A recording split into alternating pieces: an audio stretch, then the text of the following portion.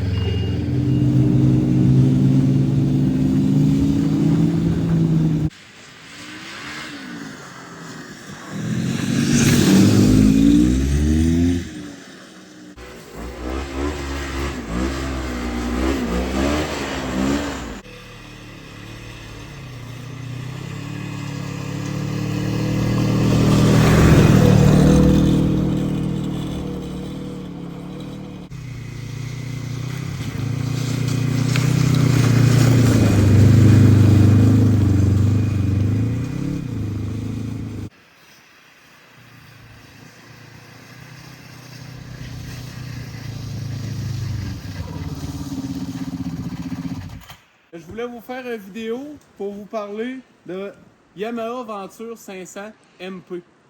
Multipurpose, ce qui veut dire multitâche.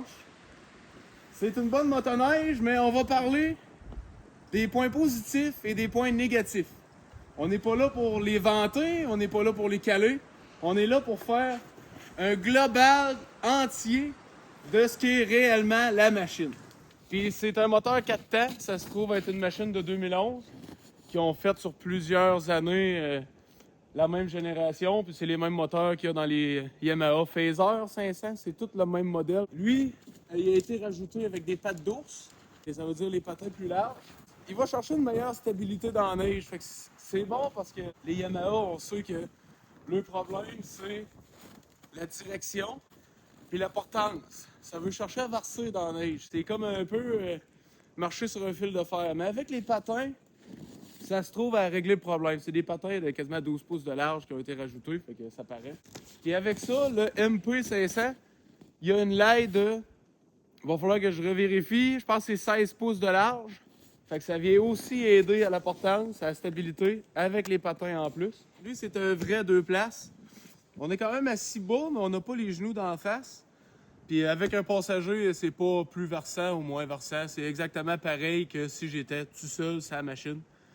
C'est un vrai 2 places. C'est conçu pour être 2 places.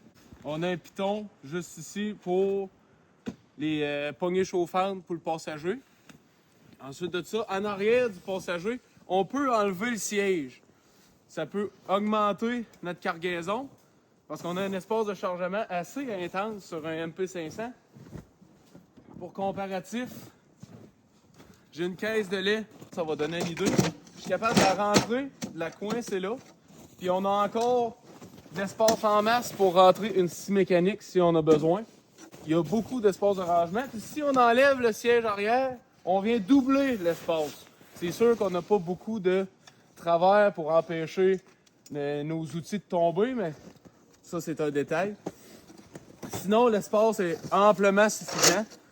Sur le siège arrière, on a une petite pochette pour emmener nos clés je ne sais quoi, parce que Yamaha comme ça brise pas. T'as pas besoin de changer de bougie. Fait que en arrière, sur le bumper, on a un vrai attache. C'est pas une attache rajoutée sur les bumpers mous que quand tu tires, ça plie. C'est vraiment un vrai bumper. On a l'attache pour piner des traîneaux, des petits trailers. On peut piner des grappes. Moi, personnellement, j'ai jamais eu de problème, pas en tout avec mon attache. Puis, il a forcé, puis c'est encore drette comme une barre. On va continuer avec les commandes. On a notre piton pour l'arrêt d'urgence. Notre clé qui est juste là. On a un parking brake, comme un char, avec les poignées chauffantes en avant, le push chauffant. Sur le tableau de bord, on a accès à notre avant-reculon. On a juste à cliquer sur le bouton juste là, on tombe sur le reculon. On peut voir le millage, le RPM, on peut voir votre trip de la journée qui va vous donner votre millage. Un petit point négatif de Yamaha, c'est la conduite. C'est un skidoo qui va servir surtout pour transporter des affaires, aller chasser, aller pêcher, gratter des trails, aller dans le bois, aller bûcher. Mais c'est pas une machine que, personnellement, j'irais faire de la trail avec ça. à cause de la conduite. Ça veut chercher à faire des zigzags un peu, puis c'est pas très plaisant en trail à haute vitesse, mais pour des petits boisés, c'est parfait. Quand on starte la motoneige, on va avoir une lumière rouge qui va s'afficher. Tant que la lumière rouge est allumée, faut pas donner de gaz. Quand on donne du gaz pendant que la lumière rouge est allumée, on saute les bougies instantanément. Quand on démarre, c'est le même principe qu'un char. On tourne la clé, on lève notre piton. On fait juste tourner la clé comme un char. Comme ça. Pour mettre sur le reculon, on tient notre break, on pèse sur notre bouton, puis on a une sonnette d'alarme pour avertir qu'on recule, comme un troc. Pour le mettre d'avant, on fait le même principe. On tient notre break, on pèse sur le bouton, puis là il est d'avant. Puis sur notre compteur, comme exemple, on a le trip du moment. J'ai 43 km de fait sur cette tankée-là. Si je change, on voit l'RPM. Si je rechange encore, on voit le millage total de la motoneige. On a les hautes puis les basses. On a 2 rétroviseurs à gauche puis à droite. Puis le pare-brise qui est assez haut. Quand tu te promènes et tu es assis, en étant assis, le pare-brise arrive au niveau du nez. Fait que ça cache quand même du vent sans obstruer la vision. Parce que souvent, mais on voit comme là, il y a souvent des graphiques où c'est sale, où c'est embué, où il y a de l'eau, ou de la neige, ou etc. Ça nous empêche d'avoir une bonne visibilité, mais celui-là, il est juste parfait. Aussi, on a la plug 12 volts pour plugger nos casques chauffants, ou ça peut être n'importe quoi. Ça peut être un chargeur de cellulaire, ça peut être un allume-cigarette, ça peut être tout ce que vous voulez, mais il est présent. Pour côté mécanique, tout ce qui est clutch, on va l'avoir dans le case qui est là. Vraiment facile à démonter. On tourne le clips, on l'a dans les mains. Pour la remettre, on tourne le clips.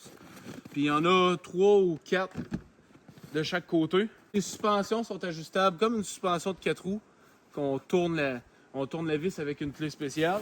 Pour notre côté droit, on a à l'intérieur de notre plastique, je ne commencerai pas à démonter mon skidoo dans le bois, mais ça va vous donner une idée globale.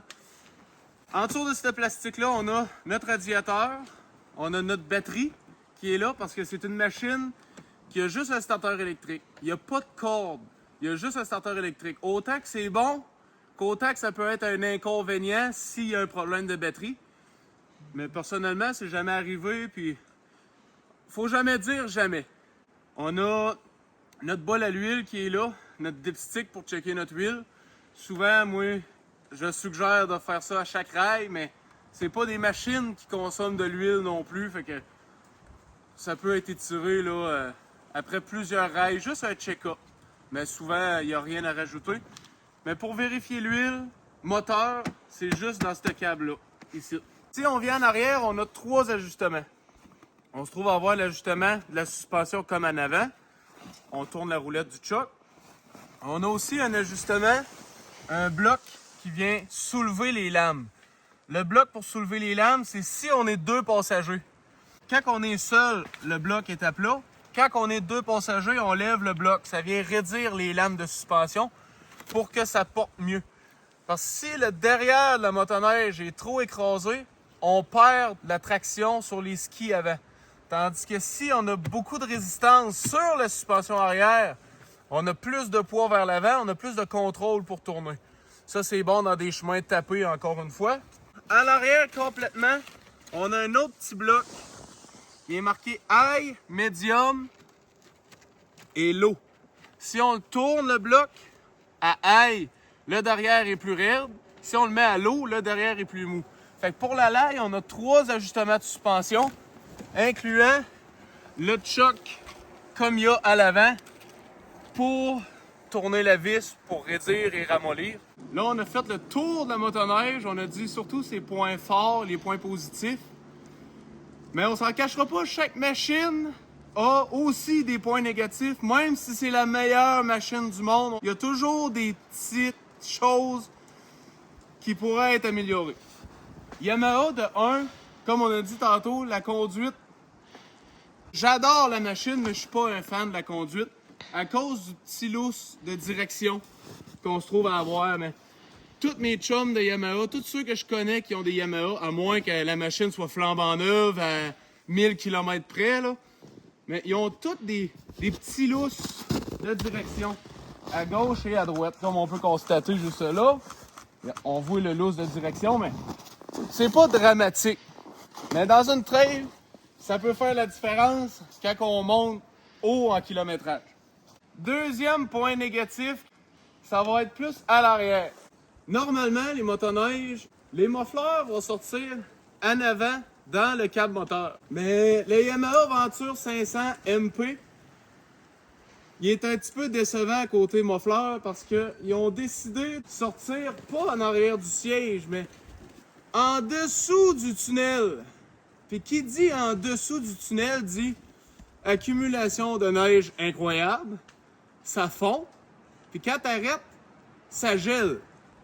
L'eau coule sur le muffleur, ça vient geler les roulettes, les suspensions et chaque côté du tunnel. Fait que la chenille se met à frotter chaque côté.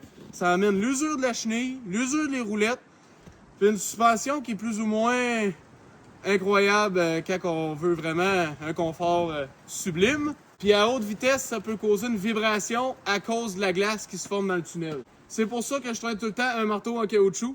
Vous faites de la poudreuse ou de la neige molle à plein, vous arrêtez pendant X minutes, la neige à fond avec la chaleur du muffleur, mais ça fait de la glace. Vous venez de chaque côté du tunnel, juste là,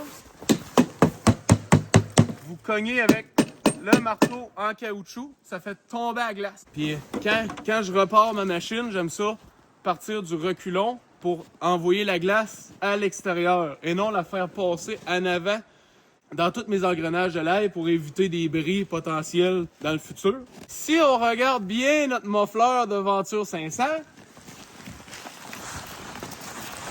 il sort juste là. On le voit, il est juste en dessous là. Fait que qu'est-ce que ça fait là? Il est relativement propre, il n'y a pas de neige, il n'y a pas de glace parce que je roule sur un terrain tapé. Mais si j'aurais à gratter une nouvelle trail, ça serait rempli de neige et de glace. Le muffleur, originalement, il n'y a pas ce tuyau-là. J'ai posé ce tuyau-là pour que la chaleur sorte en arrière, mais ça reste que le muffleur en entier vient chaud. Ça fait fondre la neige, ça fait de la glace de chaque côté. Puis quand ça fait de la glace, on vient user le côté de la laille. Et on se retrouve avec des froufrous tout le tour de notre laille, puis c'est pas vraiment ce qu'on souhaite quand on est fier de notre machine. Mais comme j'ai dit, chaque bonne machine a son défaut. Puis pour le Yamaha Venture 500, c'est un gros défaut. Ça devrait être amélioré. J'aime mieux donner des coups de marteau, enlever la glace, que mettre une chenille à 1000-1500$ à chaque année. Puis parlant de la chenille, on a une longueur de 144 pouces.